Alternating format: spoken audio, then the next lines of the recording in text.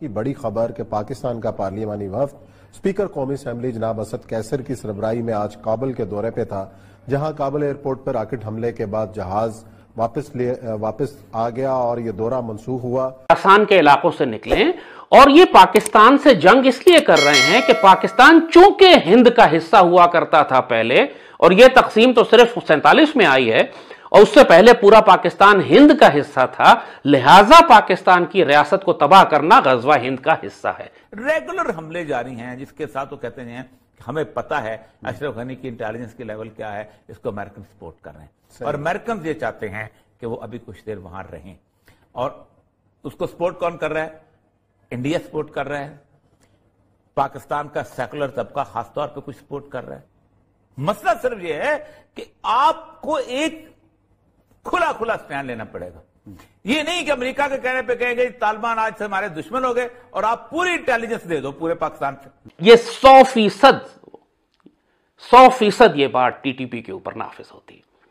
सबको मालूम है कि ये खवारिज अजीत कुमार डोवल नाम ले चुका है कि हम इनके साथ मिलकर पाकिस्तान की रियासत पर हमले कर रहे हैं। खवारिज के सारे कॉन्टैक्ट, सारे ताल्लुकात इनके भारतीय रियासत के साथ, डोवल के साथ, मोदी के साथ, हिंदुत्व के साथ साबित हो चुके हैं। तालिबान का एक प्रभावी गुट टीटीपी अब पाकिस्तान को ठोकना शुरू कर दिया है, जिसको पाकिस्तान इतने दिनों से समर्थन दे रहा था। इसी कारण पाकिस्तान के स्पीकर का एरोप्लेन अफगानिस्तान के काबुल हवाई अड्डे पर नहीं उतर पाया। जैसा कि पाकिस्तान में अक्सर होता है, इसका भी दोषारोपण भारत पर ही किया गया है।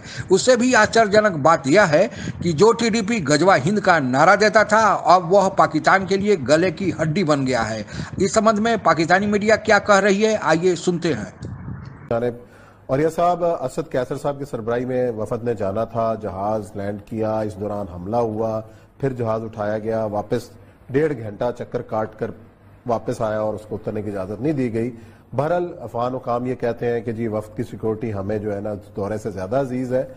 बहरहाल इतना हाई प्रोफाइल वफ्द का दौरा काबुल और इस दौरान ऐसे वाकयात का होना, इसके पसे पर्दा कौन सी कुव्वतें हैं जो इस दौरे को नाकाम करना चाहती थी, और काबुल जैसे जो जिसका कंट्रोल ही सारा अमेरिकन के पास और बाकी हैं, ऐसे वाकयात क्या जाहिर करता है? देखें, 20 मार्च से लेके अब तक तालिबान के जो तर्जमान हैं ज़बीला मुजाहिद जी, उसके ट्वीट्स जो हैं आ रहे हैं, उनको आप मुताला करें तो आपको अंदाजा हो जाएगा कि वहां पर अमेरिका एक नई जंग शुरू करना चाह रहा है।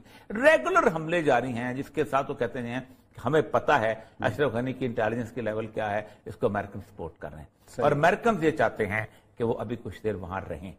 और उसको सपोर्ट कौन कर रहा है? इंडिया सपोर्ट कर रहा है, पाकिस्तान का सेकुलर तबका खासतौर पर कुछ सपोर्ट कर रहा है।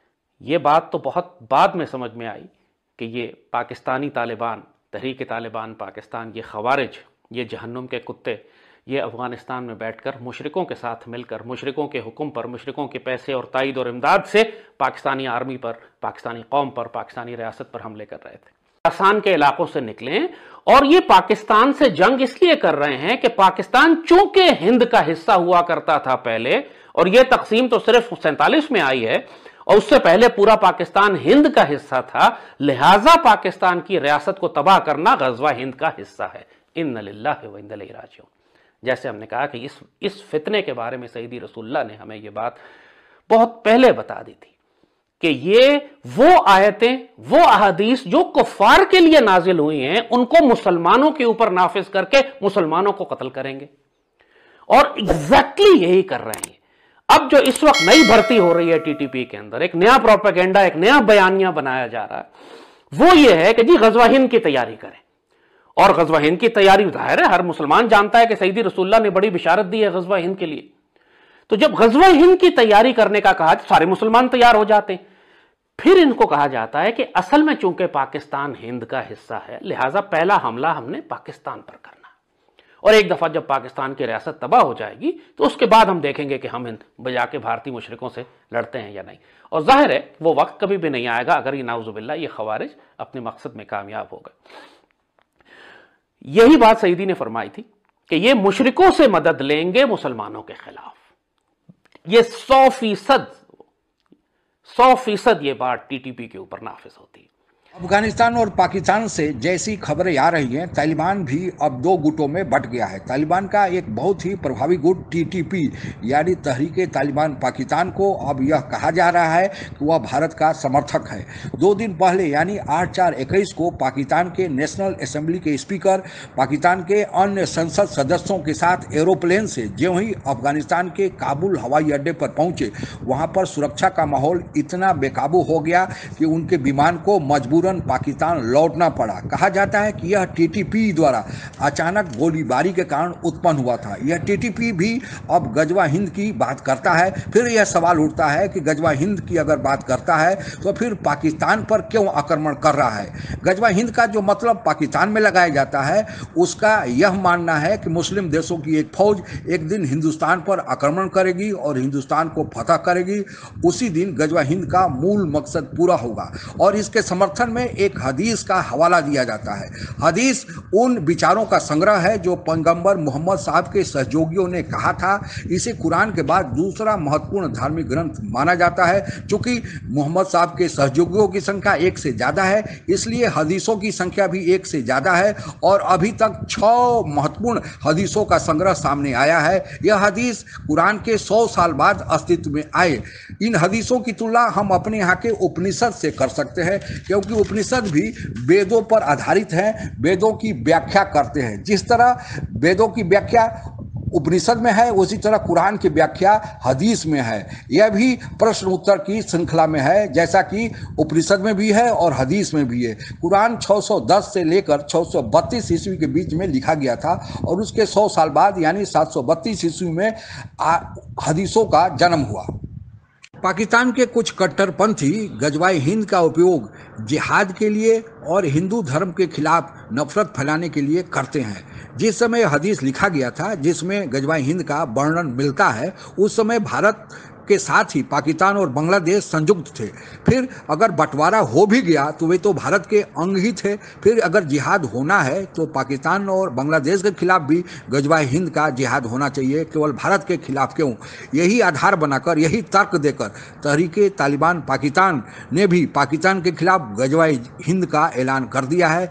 जिस तालिबान को पाकिस्तान ने पाल पोस कर बड़ा किया, वही तालिबान अब पाकिस्तान को आंखें दिखाना शुरू कर दिया है। लिहाजा पाकिस्तान को परेशानी होना लाजमी है। आप लोगों को यह बताते चले कि 80 के दशक में अफगानिस्तान से सोवियत संघ को निकालने के लिए अमेरिका और पाकिस्तान ने मिलकर एक फौज खड़ी की थी और वह फौज मुस्लिम देशों से लड़ाकुओं को इकट्ठा करके खड़ा किया गया था, जिसका नाम तालिबान दिया गया था। आज वह तालिबान 2 गुटों में, एक भारत समर्थक और एक पाकिस्तान समर्थक हो गया है। और जिस समय अफगानिस्तान में युद्ध रसिया के खिलाफ लड़ा जा रहा था, उस समय भी गजवा हिंद का नारा दिया गया था। आज वही गजवा हिंद का नारा भारत के खिलाफ दिया जा रहा है, जिसको टीटीपी नहीं मानता है और उसका उपयोग पाकिस्तान के खिलाफ कर रहा है। आप लोगों को यह बताते चले कि गजवा हिंद का नारा जो हदीस का उदाहरण देकर दिया जाता है, 6 हदीस लिखे गए और यह हदीस मोहम्मद साहब के मरने के 100 साल बाद लिखे गए। 6 हदीसों में केवल एक हदीस में गजवा हिंद के बारे में वर्णन है। अगर मोहम्मद साहब गजवा हिंद के बारे में रुचि रखते या मान्यता रखते तो फिर सारे हदीसों में इसका वर्णन होना चाहिए। केवल एक हदीस में 1 या 2 स्थान पर इसका वर्णन नहीं होना चाहिए। दूसरा, 100 साल तक हदीस नहीं लिखे गए, यानी 100 साल तक यह किसी की यादाश्त में रहे। जो मोहम्मद साहब के साथी थे, जो हदीस लिखे थे, 100 साल के भीतर तो उनकी मृत्यु हो चुकी होगी। तो फिर मोहम्मद साहब के साथियों ने जिसको बताया, यानी सुनी सुनाई बातें पर हदीस लिखा गया है। इस कारण इसमें बहुत सारी बातें केवल धर्म के विरुद्ध जिहाद भड़काने के लिए बाद में ऐड की गई हैं, जैसा कि कुछ मुस्लिम विद्वानों का मानना है।